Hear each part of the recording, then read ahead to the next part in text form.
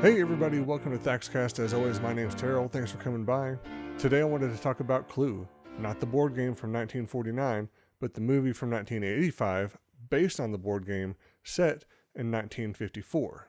Now, one thing that's different about it from other movies based on board games or video games is that it actually had the original characters and the original weapons that were in the game, and they kept that in the movie. They kept true to that, which is always great to see because so often things are left out or modified, and sometimes it's not great.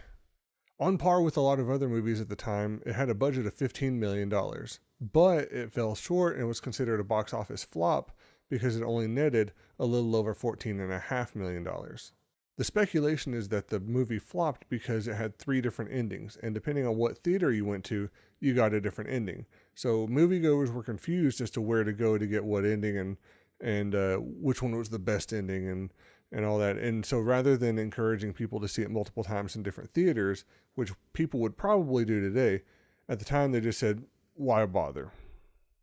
It also wasn't well received by critics because of that triple ending.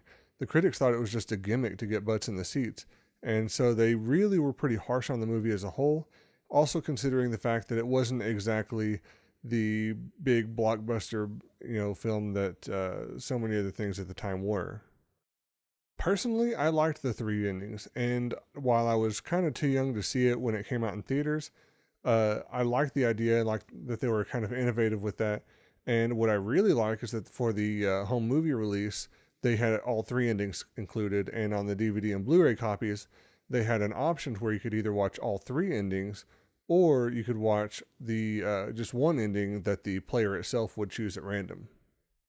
Now, apparently there was a 4th ending that ended up on the cutting room floor, and it's bad enough that it's really not even worth discussing because it was just bad. If you want to know more, you can look it up on the Wikipedia page or any other number of internet sources that are likely to tell you that based on whatever interesting things you didn't know about this movie.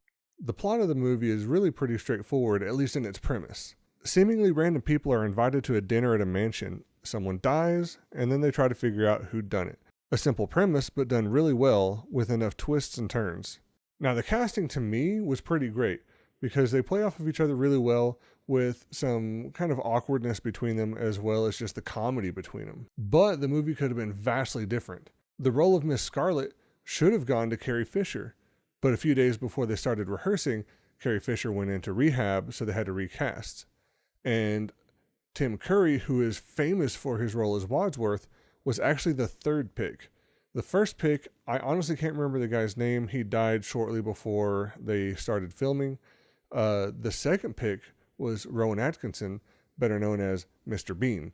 Now, I think he could have done a great job. The movie would have been very different, but it could have been very good in its own right. So the pacing of the movie is pretty great.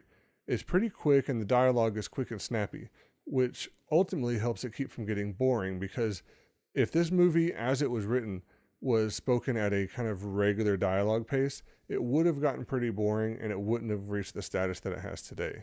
The director wanted it to be this way based on Cary Grant's movie, His Girl Friday. So he had the whole cast sit down to watch that movie to get an idea for how he wanted the speech patterns to go and the pacing of the dialogue. The humor in this movie is great. Sometimes it's subtle, sometimes it's slapstick, but you never know what to expect, and it's just great chemistry between the main players. There's also a decent amount of wit as characters exchange jabs and mutter things under their breath that are sometimes real subtle and hard to hear. At times it feels like you have a golden age Saturday Night Live crew that has a good writer, a good director, and good energy. It's not the biggest blockbuster, for the same year, it's no Back to the Future. But as a comedy movie in its own right for the time and everything, it's pretty great. Tim Curry ultimately carries this movie and has the bulk of the lines. His blazing recitations are impressive in their own rights, but add in the physicality of what he was doing while he was talking, and it's just stunning. His ability to switch so quickly and completely between expressions and tones is amazing. Now, this movie is a cult classic for a reason. You may not enjoy the pacing or the comedy or the acting or the story, but for those that like a little bit of wit, a little bit of comedy, in a fast-paced, roughly 90-minute movie, this is definitely one worth checking out, And if you already have seen it, go watch it again. It always makes for a good viewing. That's it for today. Thanks so much for coming by. If you liked the video, give it a thumbs up. If you didn't, give it a thumbs down. Let me know in the comments what you think of the movie. As always, I'd appreciate it if you shared the video and subscribed to my channel. You can also check me out over at twitch.tv/ThaxCast. And thanks for coming by. Be good to each other and have a good one.